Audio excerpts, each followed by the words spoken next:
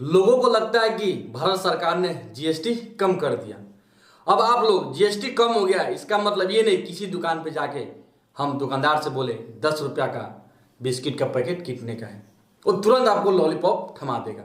उसी तरह से मोदी जी ने जीएसटी कम करने के नाम पे लोगों को लॉलीपॉप थमा दिया है। 2017 में हम जीएसटी लाए, आर्थिक मजबूती का काम किया और 2025 में फिर से लाए, फिर आर्थिक मजबूती करेंगे और जैसे जैसे आर्थिक मजबूती होगी टैक्स का बोझ कम होता जाएगा। अब सोचिए, जीएसटी जो पहली बार जो जीएसटी लागू हुआ था उसमें 4 स्लैब थे, 5%, 12%, 18% और 28%। देशवासियों के आशीर्वाद से जीएसटी रिफॉर्म का सिलसिला निरंतर चलता रहेगा। अब इसमें लोगों को गुमराह किया जा रहा है। अब किस तरह से बताते हैं आपको। 5% में मर्ज कर दिया गया है 12% को, यानी 12% जो है उसको ला दिया गया है 5% को, यानी 5% वाले में ला दिया गया है। 28% वाले जीएसटी को 18% में ला दिया गया है। अब यहां पे क्यों लाया गया है ये भी सोचिए। नहीं समझ में आ रहा है, हम बताते हैं आपको। क्योंकि जो 28% का जो जीएसटी लगा है उस पर क्या होता है, उसका जो टैक्स जाता है सरकार के पास 3 से 4% जाता है, तो उसको हटा के 18% में ला दिया। उससे सरकार को कोई फर्क पड़ा नहीं, क्योंकि सबसे ज्यादा जो जीएसटी मिलता है सरकार को 18% में मिलता है और 5% में।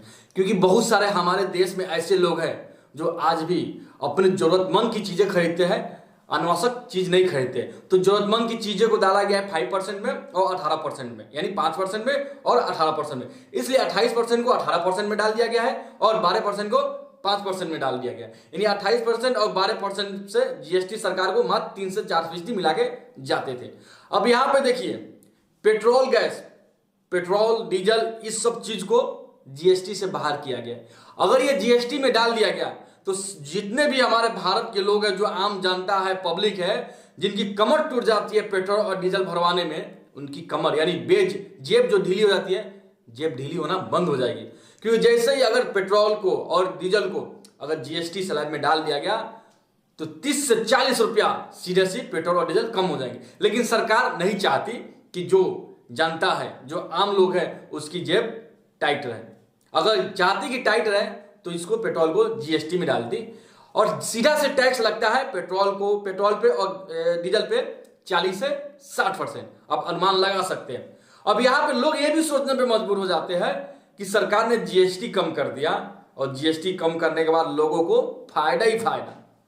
तो आपको बता दें कि पूरे 8 साल में 127 लाख करोड़ रुपया का जीएसटी के रूप में सरकार को गया है, जिसमें से 60 से 70% वैसे लोग जीएसटी दिए हैं जो महीने का 10 से 15 हजार रुपये कमाते हैं।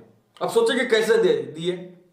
आप ये नहीं कि आप जाकर भरेंगे तभी मिलेगा, कहीं ना कहीं रूप से सामान खरीदते हैं, उस पर आपको पहले से ऐड रहता है।